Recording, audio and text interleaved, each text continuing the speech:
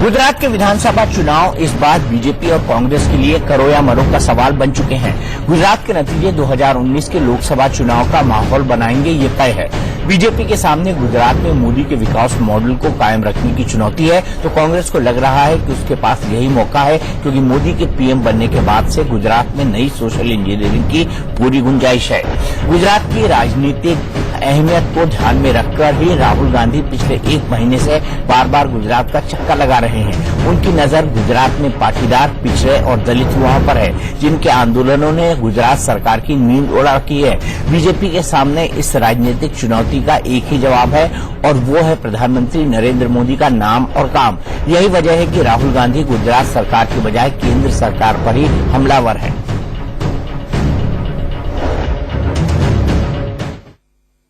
और गुजरात में 30 लाख युवा बेरोजगार खड़े हुए हैं। रोज वो रोजगार ढूंढने निकलते हैं। रोज वो मोदी जी से कहते हैं, मोदी जी आपने हमें वायदा किया था, आपने कहा था कि आप हमें रोजगार दोगे। मुझे लग रहा है जो भी इस प्रकार की बातें कर रहा है, या तो वो आगे पीछे का दृश्य और मंजर नहीं देख रहा, या वो अपने इतिहास से नावाकिफ या अपरिचित है। गुजरात के चुनाव में विकास का मुद्दा कांग्रेस के लिए सिर्फ मुखौटा है। कांग्रेस की नजर जाति और धर्म की सोशल इंजीनियरिंग पर टिकी है। कांग्रेस के नेता गुजरात में 1980 के दशक के हसीन यादों में खोए हैं, जब माधव सिंह सोलंकी और झीना भाई दर्जी की जोड़ी ने खाम फॉर्मूला ढूंढा था। खाम यानी क्षत्रिय, दलित, आदिवासी और मुस्लिम वोट बैंक का गठजोड़। खाम फॉर्मूले में एक खामी थी, इसमें गुजरात के पाटीदारों की अनदेखी की गई थी, जो कांग्रेस पर 22 साल तक भारी पड़ी। इसलिए अब की बार राहुल गांधी और उनकी टीम ने झाम फॉर्मूला आजमाया है। झाम यानी जिग्नेश मेवानी, हार्दिक पटेल, अल्पेश ठाकुर और मुस्लिम। इनमें से अल्पेश ठाकुर तो कांग्रेस का हाथ थाम चुके हैं, जबकि हार्दिक पटेल और जिग्नेश मेवानी को साधने की कोशिशें जारी हैं। गुजरात में खाम के बाद झाम की कितनी चर्चा है कि काम यानी विकास बस ताना मारने का बहाना बनकर रह गया है।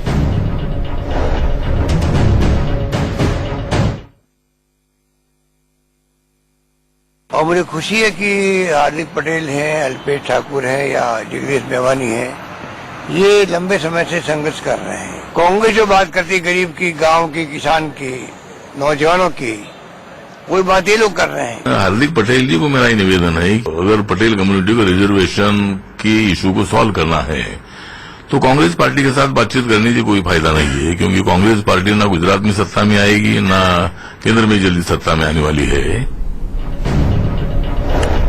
तो लोगों के अपने अपने दावे हैं, अपना अपना परसेप्शन है, लेकिन एक परसेप्शन साफ दिखाई दे रहा है कि क्या गुजरात में विकास के नाम पर नहीं, जाति और धर्म के नाम पर चुनाव लड़ा जाएगा। इसी पर बड़ी बहस करने के लिए हमारे साथ कई खास मेहमान जुड़े हुए हैं। हमारे साथ बीजेपी के national spokesperson Syed Zafar Islam sahab हैं, कांग्रेस के स्पोक्स पर्सन अभय दुबे जी हैं, और साथ ही साथ वरिष्ठ पत्रकार एनके सिंह साहब हैं। सबसे पहले मैं आपसे जानना चाहूंगा जफर भाई, गुजरात में सबका साथ सबका विकास मुझे कामयाब नहीं दिखता है। अगर सबका साथ सबका विकास होता तो पाटीदार नाराज नहीं होते, दलित नाराज नहीं होते, और साथ ही साथ जो ओबीसी है, जिसके अल्पेश ठाकुर को आप लेकर गए, वो लोग नाराज नहीं होते। यानी सबका साथ सबका विकास नहीं हुआ है गुजरात में। दीपक जी देखिए, जहां तक गुजरात के विकास का मॉडल है, ये तो कांग्रेस के उपाध्यक्ष जब वहां गए तो उनकी आंखें चकाचौंध रह गई, इसलिए कि उन्होंने जो मॉडल देखा था अपना विकास का अपने कॉन्स्टिट्यूएंसी में, जहां से वो वहां से मेंबर ऑफ पार्लियामेंट है, वहां जो उन्होंने डेवलपमेंट किया और जो डेवलपमेंट देखा उन्होंने गुजरात में, तो उनकी आंखें चकाचौंध रह गई। इसलिए उन्होंने गुजरात में डेवलपमेंट का मॉडल बंद कर दिया बात करना। अब जो है, उससे आपने सही कहा, वो मुखौटा उनका। असल तो वो चाहते हैं कि समाज को जो तोड़ने की राजनीति उनकी रही है, वो राजनीति फिर से यहां शुरू करे कि कई समाज के वर्ग को कई वर्गों में बांट दे और अपने सत्ता के लालच में पूरे समाज के साथ दुर्व्यवहार करे। लेकिन वो जमाना खत्म हो गया दीपक जी। अब लोग समझते हैं कि कांग्रेस की क्या नीति रही है पिछले 60 सालों में। सिर्फ जो कांग्रेस जो अंग्रेजों ने किया वही कांग्रेस ने किया। हमारी पार्टी सबको साथ लेके चलती। हो सकता है, मैं मानता हूं इस बात को, हो सकता है कि किसी वर्ग के समाज के किसी वर्ग को कोई हो सकता है ऑब्जर्वेशन हो, कोई कठिनाई हो, कोई उनकी दुश्वारी हो, कोई उनको कमी हमसे रह गई होगी, लेकिन हम उनकी जो कमी है उसको दूर करने में पीछे नहीं हटेंगे। लेकिन कुछ चीजें ऐसी है जो कि संविधान में नहीं हो सकती है और संविधान के बाहर हो, तो क्या कांग्रेस वो कर सकती है? तो हम तो बार बार कांग्रेस से पूछते हैं, क्या संवैधानिक तरीके से क्या वो उस तरह के रिजर्वेशन की जो बात हो रही है देश के सामने और दुनिया के सामने कहे कि हाँ भाई संविधान के अंदर, वो संविधान के अंदर जो चीज है उसके अंदर करेंगे या बाहर करेंगे, संविधान से बाहर जाके करेंगे, ये अनाउंसमेंट उनको करना है। लेकिन हम इतना आपको आश्वासन देते हैं कि जो लोग भी हम भारतीय जनता पार्टी से नाराज हैं, अगर जरा से भी नाराजगी है जो कि मीडिया में दिख रही है, कुछ लोग ऐसे दिख रहे हैं, हम उनके साथ जरूर बात करेंगे, रूबरू होकर बात करेंगे, इसलिए कि हम उनके सेवक की तरह काम किया 22 साल तक। हम आगे भी उनका जो है पूरा योगदान हमारे साथ रहेगा। जफर भाई वो कठिनाई खत्म हो जाएगी। एनके सिंह साहब मुझसे एग्री करेंगे, अगर आपने उनके सेवक के तौर पर काम किया तो पाटीदार भी नाराज नहीं होते, दलित भी नाराज नहीं होते और ओबीसी भी नाराज नहीं होते। लेकिन मैं आपके तर्क को मानता हूं कि कांग्रेस जाति और धर्म का खेल खेल रही है। मुझे ये बताइए अभय दुबे जी, झाम फैक्टर बनाने की जरूरत क्या थी? अगर गुजरात में विकास का मॉडल पूरी तरह फेल है जो राहुल गांधी कह रहे हैं, तो ये झाम फैक्टर क्यों जिग्नेश मेवानी को लाने की बात हो रही है? क्यों हार्दिक पटेल से गलबैयां डाली जा रही हैं? क्यों अल्पेश ठाकुर आपके यहां शामिल हो चुके हैं? लेकिन सबके आपसे रिजर्वेशन है क्योंकि आपकी पॉलिसीज को लेकर कुछ लोगों के मन में कंफ्यूजन है, जैसे जिग्नेश मेवानी हुए या हार्दिक पटेल हुए।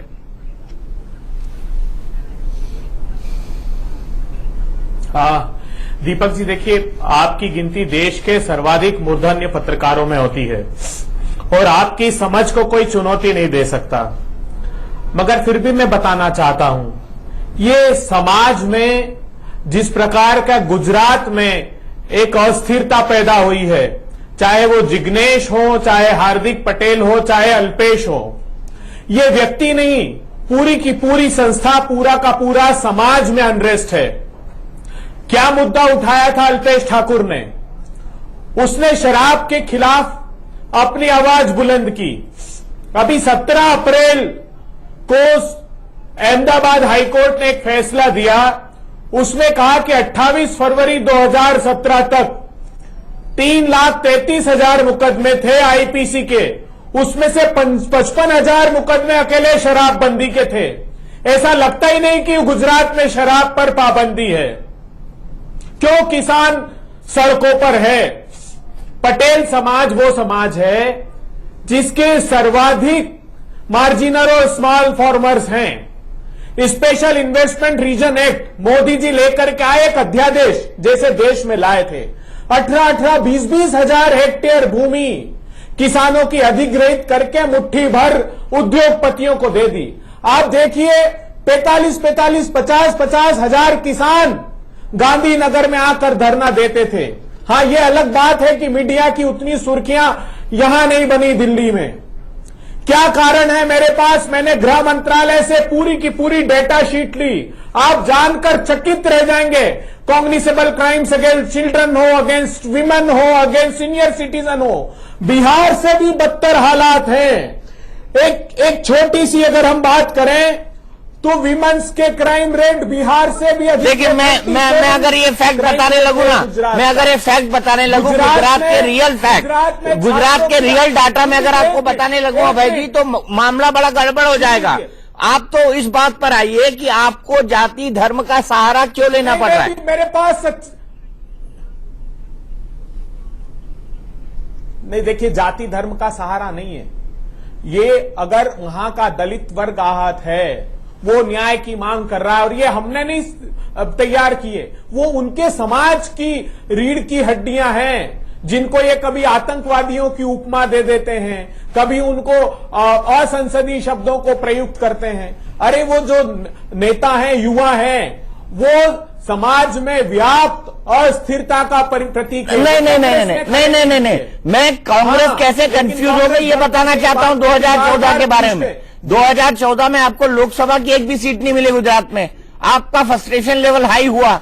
आपने सबसे पहले जाकर बिहार में उन दलों से अलायंस किया जो जाति की राजनीति करते हैं। बिहार के अंदर यादवों की राजनीति करने वाले लालू यादव के साथ अलायंस लड़के आपने चुनाव लड़ा, हालांकि वो अलायंस टूट गया। वही काम आपने उत्तर प्रदेश में किया। उत्तर प्रदेश में यादवों की जाति वाली पार्टी समाजवादी पार्टी से आपने अलायंस किया, वही काम आप यहां पर करने वाले हैं। तो अब कांग्रेस की पॉलिसी, कांग्रेस की नीतियां, समाज का द्वेष, ये सब कहां चला गया भाई? बिहार में अंततः नहीं, बिहार में जो परिणाम, देखिए ऐसा नहीं है, 17 चुनाव हुए देश में प्रधानमंत्री बनने के बाद नरेंद्र मोदी जी के, उठाकर देख लीजिए 9 राज्यों में हारे हैं, और बड़े राज्य हैं जहां बड़ी संख्या में जमानत जब्त हुई, पूरी की पूरी सूची मेरे पास है। एक मिनट, चलिए, अभय दुबे, जफर इस्लाम मेरे साथ नहीं है, 7 राज्यों के नाम बता दो जो नरेंद्र मोदी ने हारे हैं।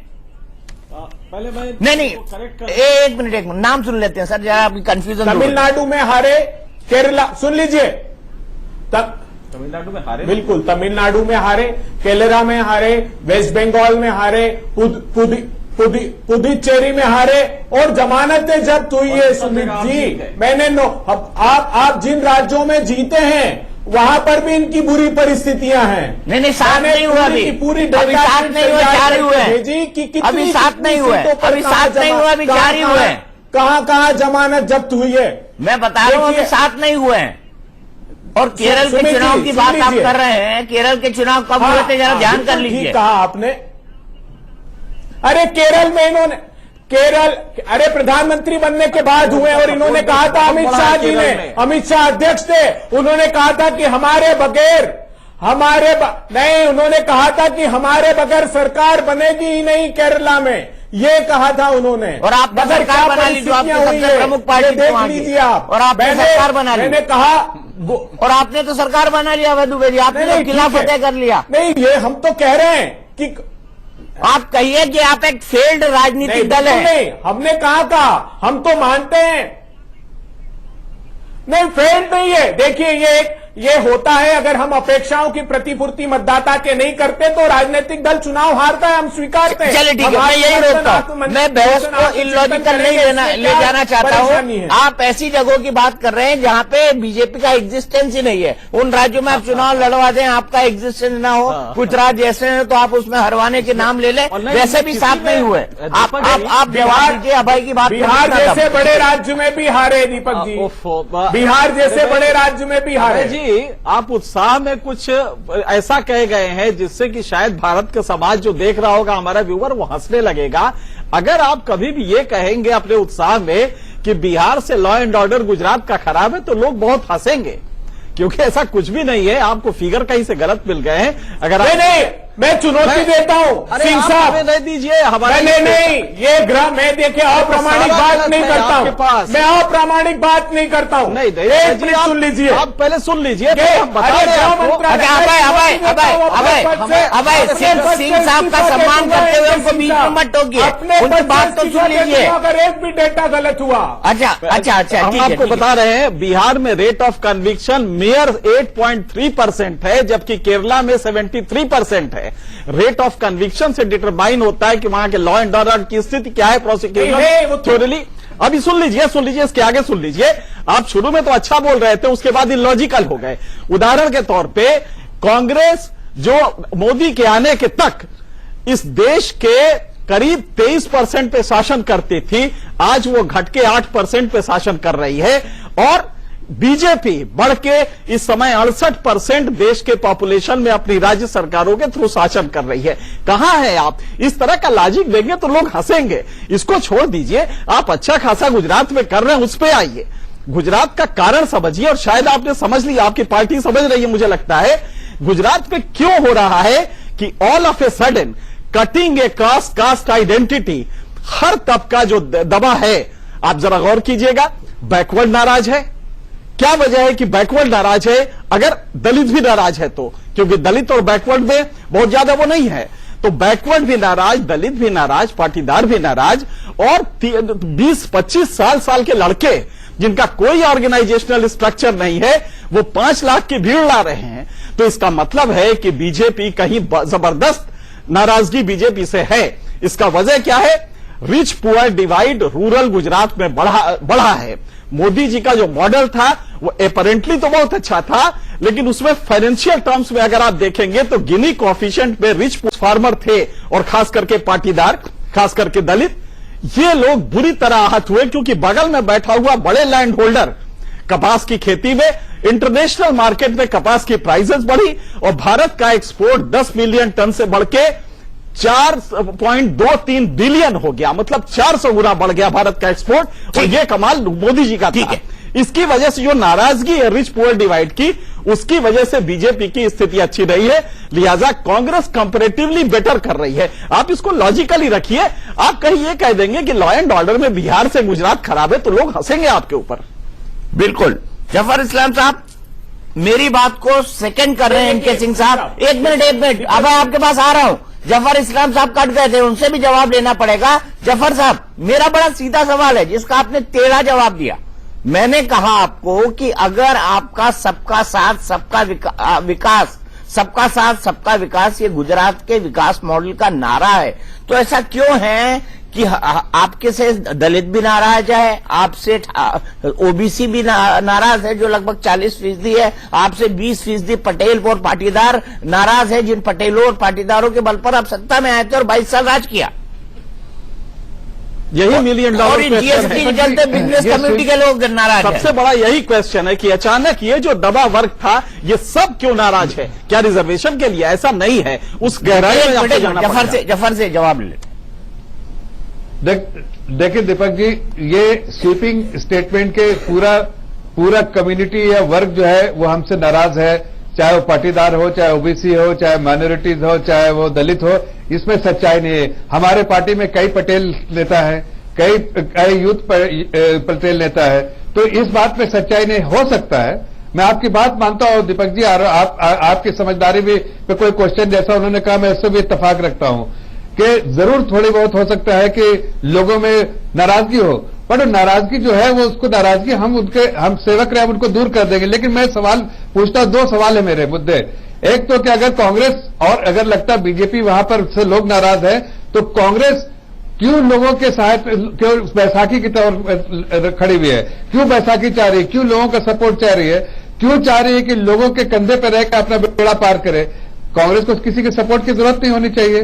कांग्रेस कह रही है जमीन में उसकी पोजीशन बहुत अच्छी है, तो उसको क्यों सपोर्ट चाहिए? किसी और का सपोर्ट नहीं चाहिए, वो खुद अपने बलबूते पर जीत सकती है। दूसरा सवाल, आप देखिए कि किस पार्टी का जनाधार बढ़ा है जब से भारतीय जनता पार्टी 2014 में आई है, तो सिर्फ भारतीय जनता पार्टी ऐसी है जिसका जनाधार पूरे देश में बढ़ा है। हर रीजनल पार्टी और नेशनल पार्टी, उनका जनाधार घटा है जहां जहां भारतीय जनता पार्टी रही है, और जहां हिस्टोरिकली नहीं भी थी वहां भी जनाधार बढ़ा है। जब ये कह रहे थे दुबे जी कि हमने 7 स्टेट्स में जो कह रहे थे वो गिनवा भी नहीं पाया आपसे, लेकिन मैं उनसे बोलता हूं कि जिन स्टेटों में हमारा कोई प्रेजेंस नहीं था, वहां भी हमारा जनाधार बढ़ा है। आप देखिए तमिलनाडु में, आप देखिए केरला में, आप केरला की बात करते हैं, केरला में हम जिस तरह का जनाधार लेके आए हैं, शायद अगले बार में ऐसा हो कि हमारी पार्टी जो है वो नंबर 1 पोजीशन पे होगी। उसी तरह से अगर आप देखिए वेस्ट बंगाल में हमारा वोट परसेंटेज कितना बड़ा है, ये दिन दूर नहीं जहां पर स्टेट में हम इतने नजदीक आए हैं, अगली बार में हम वहां सरकार बनाने में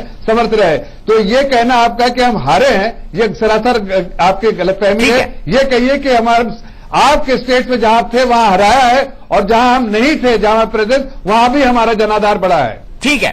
और सिर्फ अब मेरा सीधा सवाल, कारण, और हम ये फिर भी कह रहे हैं, गुजरात पर वापस आके कह रहे हैं, गुजरात के सारे पैरामीटर्स में देखिए, चाहे डेवलपमेंट इंडेक्स हो, चाहे ह्यूमन इंडेक्स हो, सब में हम हर स्टेट से बेहतर है। लेकिन ये हो सकता है कि 22 साल की सरकार रही है, कुछ थोड़ा बहुत नाराजगी हो सकती है, कुछ वर्ग में, इसी कम्युनिटी में कुछ लोगों को नाराजगी हो सकती है। हमारा दायित्व है कि उनसे रूबरू होकर उनकी तकलीफों को समझ के उसका समाधान निकालें। नहीं, आपने ह्यूमन इंडेक्स की बात की, हम एक बार करेक्ट कर दें, चूंकि व्यूअर्स के पास ये जाता है और नेशनल चैनल है। दीपक जी बैठे हैं, IMR में आप पुअर थे, MMR में पुअर थे, चाइल्ड लेबर में आप पुअर थे, कई चीजें हैं जिसमें आप पुअर रहे, ऐसा नहीं है। जब आप HD या ह्यूमन डेवलपमेंट इंडेक्स के डीप में जाएंगे तो बहुत चीजें खराब रही हैं, ऐसा नहीं है कि अच्छा हुआ है। लेकिन इन सब के बावजूद जो मॉडल मोदी जी ने दिया था बिजली को लेके, पानी को लेके, ये मॉडल सक्सेसफुल रहा है, इसमें कोई दो राय नहीं है। बस एग्रीकल्चर को लेके जो मॉडल था वो खराब है, जिसकी वजह से आज ये रिजेंटमेंट हो रहा है। ठीक है।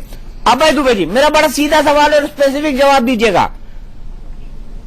ठाकुर जो साहब हैं, अल्पेश ठाकुर, उन्होंने साफ साफ कहा है कि ओबीसी कोटे में कोई छेड़छाड़ में बर्दाश्त नहीं कर सकता।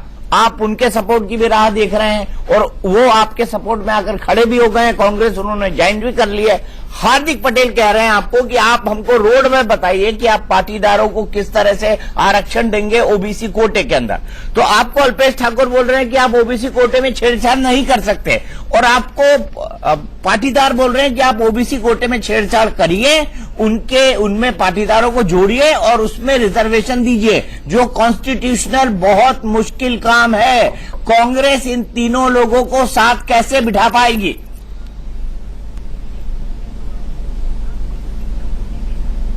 देखिए दीपक जी, अगर आप अपने स्मृति पटलों को चिन्हित करें तो ऐसी ही परेशानी हरियाणा में भी थी। कांग्रेस पार्टी ने वहां रिजर्वेशन का प्रोविजन किया, मगर ये अनफॉर्चुनेट बात है कि भारतीय जनता पार्टी की सरकार वहां न्यायालय के हाईकोर्ट के फैसले के बाद उसको सुप्रीम कोर्ट में चुनौती नहीं दी। हमने ये अपना कमिटमेंट दोहराया है, आपके नहीं जोड़ लीजिए। हरियाणा में क्या हुआ, केरल में क्या हुआ, स्मृति पटल में मैं क्यों जाऊं, मैं स्मृति पटल में क्यों जाऊं? मुझे तो आप सीधा जवाब दीजिए, सीधा जवाब दीजिए। अभय दुबे जी सीधा जवाब दीजिए कि आप ओबीसी कोटे सीधा जवाब छेड़छाड़ के बिना पाटीदारों को आरक्षण कैसे देंगे? जी सीधा सुन लीजिए, सीधा सुन लीजिए। हमारा वादा है संवैधानिक दायरे में रहकर पाटीदार समाज की मांगों को माना जाएगा। हम जब अपना मैनिफेस्टो डिक्लेयर करेंगे तो इस बात को स्पष्ट रूप से हमारे जो विधि विशेषज्ञ हैं वो इसी पर काम कर रहे हैं। इसको हमारे इंदौर में बोलते हैं लफ्फा जी, इसको हमारे इंदौर में बोलते हैं। मैं इंदौर का शब्द बता रहा हूँ भाई, आप और मैं क्लासमेट रहे थे। लफ्फा जी नहीं है, मैं आगे आता हूं, मुझे एक ब्रेक लेना है, ब्रेक के बाद मैं बताऊंगा जो चीज कॉन्स्टिट्यूशनली पॉसिबल नहीं है उसको कांग्रेस कैसे करेगी। इसके लिए अभी हम इस बहस पर भी आएंगे, लेकिन ब्रेक।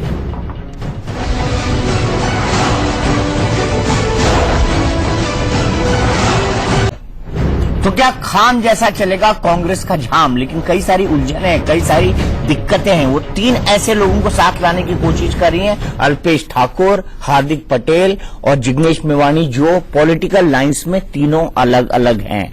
अभय दुबे जी, मैं आपका ध्यान फिर खींचना चाहता हूं और फिर इसका जफर भाई से भी जवाब लूंगा। मुझे आप ये बताइए कि अगर आपको तमिलनाडु की तरह पाटीदारों को आरक्षण देना है तो आपको शेड्यूल 9 के अंदर परिवर्तन करना होगा। शेड्यूल 9 को परिवर्तित करने के लिए आपको पार्लियामेंट की मेजॉरिटी की जरूरत लगेगी।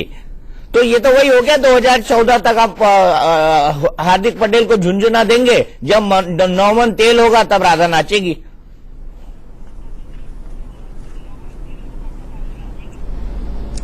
नहीं, देखिए दीपक जी, मैं तो ये पूछना चाहता हूं भारतीय जनता पार्टी के प्रवक्ता। सर, मैं जो आपसे पूछ रहा हूं उसका जवाब दे दीजिए ना। को अगर सर, मैं जो आपसे पूछ रहा हूं उसका जवाब दे दीजिए। हाँ, बिल्कुल बिल्कुल दे रहा हूं दीपक जी, बिल्कुल दे रहा हूं। आज हम राज्य के संदर्भित विषय पर अधिकार संपन्न हैं। हम राज्य के में ये प्रावधान करके पाटीदार समाज के लिए हम कोशिश करेंगे। यही पाटीदार समाज आश्वासन हमसे चाहता है। वो चाहता है सारे मुकदमे भी वापिस हो और उसके साथ साथ हम आश्वस्त भी देते हैं आपको जो जिस प्रकार करना पाटीदार समाज में सही है, उन सब लोगों से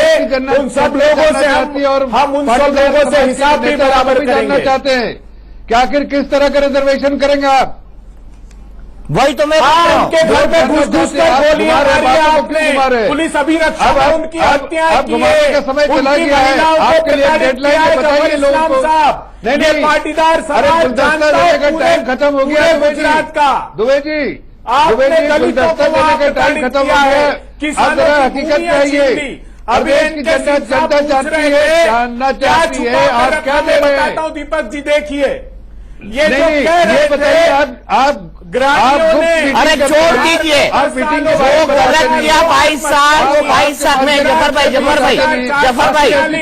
भाई, मेरे पास आपके लिए भी सवाल है, लेकिन मैं अभय दुबे जी को कहना चाहता हूं कि 22 साल अगर इन्होंने यही काम किया है तो अच्छा है ना, जनता आपको वोट देगी। मेरे को तो आप ये बता दीजिए खाली कि आप पाटीदार समाज को आरक्षण कैसे देंगे, सिर्फ ऐसा बता दीजिए, इसका जवाब दे दीजिए। और मुझे नहीं, हार्दिक पटेल को दे दीजिए, 7 तारीख तक दे दीजिए, आपको दूध का दूध पानी का पानी हो जाएगा। बिल्कुल, हमने तो कहा विधानसभा में विधि सम्मत देखिए- तरीके देखिए, से संविधान दीपक के जी- दायरे में रहकर पाटीदार समाज की देखिए- हर देखिए- संभव मदद देखिए दीपक करेंगे। जी, इनके ये पास वादा कोई हम उनसे समाधान नहीं करते है। हैं, आपके ये और चैनल हार्दिक के पटेल माध्यम जी से करते अच्छे हैं। से समझते हैं इस बात की, अरे आपके पास क्या है? इस बात की आपको जानकारी निर्ममता है आपके इसलिए पास, उन्होंने खुल आपके के पास पूछा है कि हृदय आप क्या विदारक देंगे की चार्ज है। और ये आप बता नहीं सीने में सकते। किसान अगर फसलों ये के दाम अगर मांगता है, झुंझुनू देने तो की गोली कोशिश उतार करेंगे देते तो हो वो मंदसौर काम नहीं में। चलेगा। पाटीदार समाज अपने हक की बात इसलिए करता है कि तो गोली अगर उनके आप सीने में देखिए- उतार देते हो। देखिए- मराठा समाज अगर महाराष्ट्र में देखिए, मांगता अबे है दुबे जी, तो बर्बरता आपने एक मॉडल अपनाया था। करते हो। सुनिए, जाट सुनिए। समाज अगर हरियाणा अबे दुबे जी, जफर जी ने बहुत सुना है आपको। अबे दुबे जी। आप भी अबे जी सुनिए थोड़ा सा। अबे दुबे जी आपकी पार्टी का एक मॉडल है, दलित और मुस्लिम को कहीं न कहीं समाज से अलग करो, उनके आंखों में धूल झोंको, गुमराह करो। और ये बड़ा सेट मॉडल था।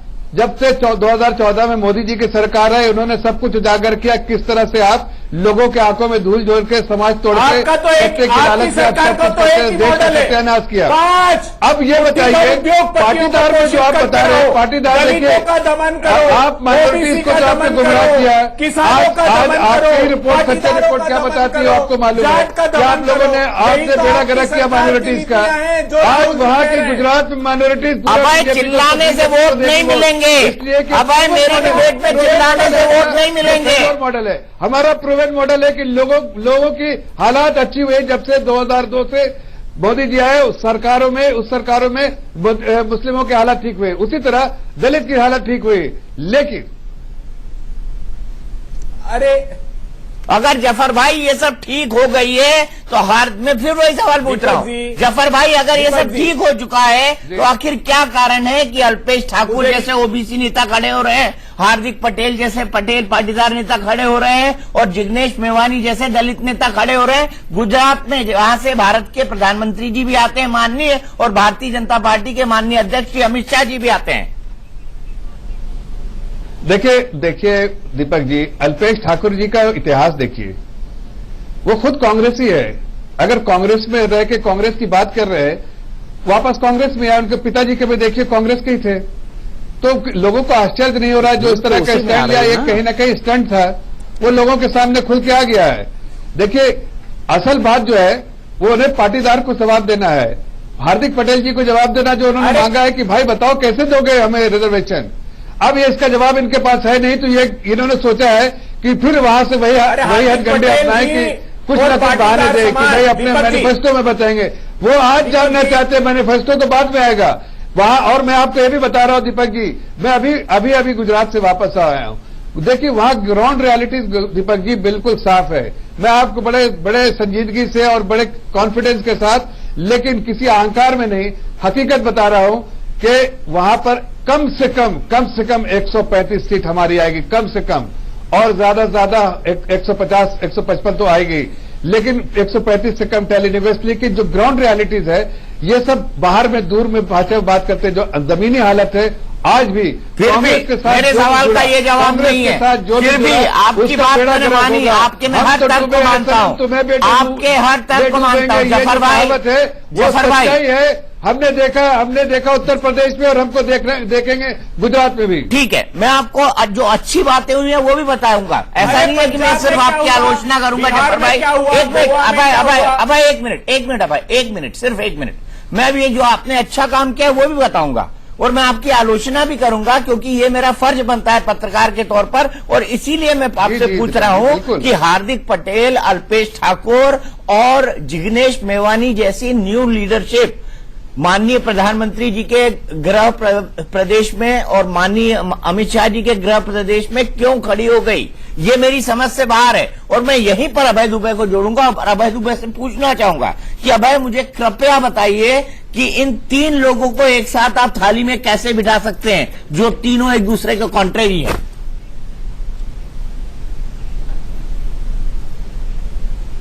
देखिए दीपक जी, मैं बात स्पष्ट कर देना चाहता हूं। हम कोई थाली में परोसने जैसे शब्दों को उनके लिए प्रयुक्त भी नहीं करते।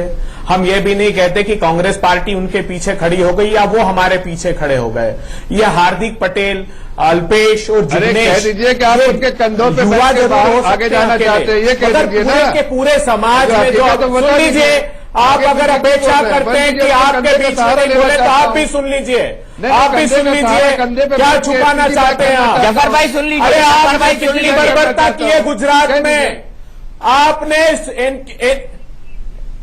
इनके सुन लीजिए अब, अरे भाई, एनके सिंह साहब ने जो शुरू देखिए, में अबे बताया दुबे जी, दीपक जी, अबे देखिए दुबे इनकी जी, सरकार में आप आते ये एक बताइए, रैपिड सर्वे ये आया बताइए। यूनिसेफ का, हेल्थ के इंडिकेटर्स की अरे स्थितियां देखिए, गुजरात में सर्वे इतनी आया है। बदतर नए है सर्वे जो को बिहार से देखिए। अगर आप तुलना करेंगे सर्वे यही तो को छुपा देखिए, करके रखा है 85% जनता जो है क्राइम वो के इंडिकेटर माननीय भी, मोदी जी की हेल्थ के लीडरशिप इंडिकेटर चाहती है भी, देश में। इकोनॉमी के उसी इंडिकेटर तरह भी, गुजरात के सर पैरों के गुजरात से है तली मोदी के जी, सरे और से आगे जमीन खसक जाती है सर्वप्रथम दीपक जो जी है अगर हम सबसे सच्चाई बड़े देखते हैं तो। वरिष्ठतम नेता है। सुनो तो शुभकामनाएं दे रहा हूं आपको। जफर भाई एक मिनट सुन लेते हैं, जफर भाई सुन लेते हैं अभय को। अभय जो बात बोल रहे हैं उनके लिए मैं उनको बधाई देता हूं। अगर ऐसा है तो आप जीत जाएंगे, कोई दिक्कत ही नहीं है। अगर ऐसा है अभय तो आप जीत जाएंगे, कोई दिक्कत ही नहीं है। इसको चिल्ला चिल्ला के बोलने की कोई जरूरत नहीं है। नहीं दीपक जी देखिए, ये बहुत बहुत प्रामाणिकता से मैं तथ्यों को रखने का आदी हूं, एक शब्द भी मैं झूठ कहने का अभ्यस्त नहीं हूं, ये आपको बता दूं। बगैर प्रामाणिक रिपोर्ट के मैं कोई बात नहीं करता। मैंने यूनिसेफ की रैपिड जो सर्वे होता है वो निकाला। एनके सिंह साहब बिल्कुल ठीक कह रहे थे। आपको जानकर आश्चर्य होगा कि गुजरात में सिर्फ 19% महिलाओं को जननी सुरक्षा का लाभ मिला, वहीं बिहार में यह प्रतिशत 47 है। 21% महिलाओं को सिर्फ एंटीनेटल चेकअप हुआ है, वहीं बिहार में यह परसेंटेज 35 है। केग ने तो इतना गंभीर आरोप गुजरात पर लगाया कि मोदी जी के कार्यकाल में 70 गर्भवती महिलाएं रजिस्टर हुई थी, 70 लाख, उसमें से 33 लाख कहां है ये पता ही नहीं लगता। चलो बहुत बढ़िया बात है, बहुत बढ़िया बात है। मैं एनके सिंह पे आपके बात केग ने तो ये सारे तथ्यों को ये जो छुपा करके रखते हैं। जो ये कह रहे हैं हमारे अभय दुबे जी, ये हमारे बहुत अच्छे दोस्त और बहुत अच्छे जानकार भी हैं, हमारे साथ पढ़े हुए हैं, लेकिन इनकी बात आपको आधा गिलास खाली और आधा गिलास भरी हुई वाली हाँ, ये मुझे लगता है कि देखिए कड़वा कड़वा ही बोल रहे हैं। देखिए चुनाव है तो इसलिए दोनों अपने ही सेलेक्टिव अप्रोप्रिएशन ऑफ फैक्ट्स कहते हैं, अपने मतलब की बातें वो ले लेते हैं। जैसे मेरी ये बात तो ले ली हेल्थ पैरामीटर की, लेकिन जो बाकी पैरामीटर्स थे उसको अभय जी ने भी छोड़ दिया और उसको जफर साहब भी छोड़ देंगे। तो उसमें यह है कि एक सम्यक व्यू जब आप लेंगे एनके तो सिंह साहब जी सिंह साहब एक मिनट जी बोल लीजिए सिंह साहब जी। देखिए ये मैंने होम मिनिस्ट्री से नेशनल क्राइम रिकॉर्ड ब्यूरो के डेटा है, मैं झूठ नहीं बोलता। वो ये बताते हैं कि जो बिहार है हाँ। उसमें मोदी जी के कार्यकाल में 2022 गृहिणियों ने आत्महत्या की और बिहार में 20,000, छात्रों ने 873 और गुजरात में 3,867, किसानों ने 764 और गुजरात में 6 नहीं, वो उसके कारण अलग है, बहुत बड़ा अंतर है। उसमें उसी प्रकार अभय जी समझ लीजिए की बात करेंगे, सुसाइडल टेंडेंसी 97 गंभीर।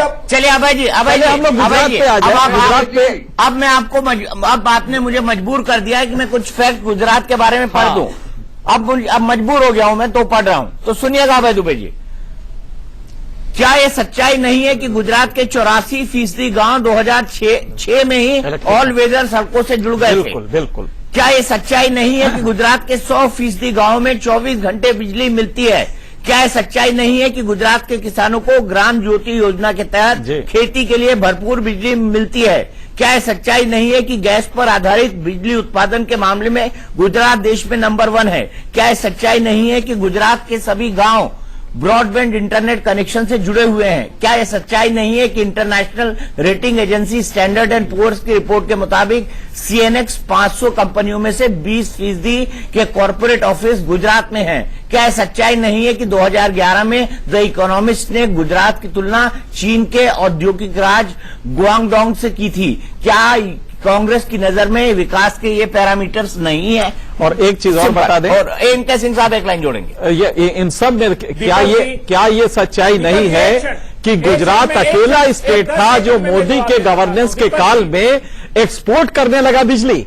अकेला स्टेट था, पहला स्टेट था जो मोदी के राज्यकाल में एक्सपोर्ट करने लगा बिजली। भारत में कोई भी और राज्य नहीं था। इसमें बिल्कुल दो राय नहीं है। आपने जो स्टैंडर्ड पुअर के जो फिगर्स दिए वो बिल्कुल सही है और इसको कांग्रेस को चैलेंज नहीं कर सकती, इसमें कोई दो राय नहीं है। हाँ चलिए, अब एक आखिरी 30 सेकंड आपके। मैंने इतना सारा पढ़ दिया जफर भाई, मैंने थोड़ा आपका काम कर दिया है। थैंक यू बोल दीजिए मुझे। बहुत दीपक जी, आपने बहुत अच्छी बात कही। देखिए, देश के प्रधानमंत्री जी ने लोकसभा के हाउस में कहा कि मैंने 77,000 गांव में ब्रॉडबैंड की इंटरनेट कनेक्टिविटी पहुंचा दी। उस दिन मैंने सूचना के अधिकार से जानकारी ली तो पता लगा कि 14,000 गांव है देश में। और ये कहा है कि सबसे पुअर परफॉर्मिंग स्टेट जो है उसमें गुजरात दूसरे नंबर पर है ब्रॉडबैंड इंटरनेट कनेक्टिविटी के लिए। 7 लाख गांव। प्रधानमंत्री जी ने देश को हाउस में झूठ बोला, मैं चुनौती देता हूं। सुन लीजिए, 1 मिनट सुन लीजिए। उसके बाद आपने बात कही तो सेंसेक्स का डेटा उठाकर देख लीजिए Deepak ji. 23% peoples are using kerosene lamp in spite of electricity. ये गुजरात के गांव की सच्चाई है। वो घासलेट का तेल का उपयोग करते हैं क्योंकि अफोर्ड नहीं कर सकते बिजली, इतनी महंगी बिजली है। आपने जितने भी फैक्ट्स गुजरात के बारे में रखे हैं, मैं सिलसिलेवार उनकी सच्चाई को उजागर कर सकता हूं। ये सरकार की खासियत ये है, झूठ परोसने में महारत हासिल है इनको। परसेप्शन। चलिए चलते चलते अभय दुबे जी की तरह गुजरात में फूट। अभय दुबे जी चलते चलते मैं ये कहना चाहूंगा कि मैं डोनाल्ड ट्रंप को चुनौती देता हूं कि वो नॉर्थ कोरिया जो जा रहे हैं उसमें वो नो मैंस लैंड पर जाकर बताएं।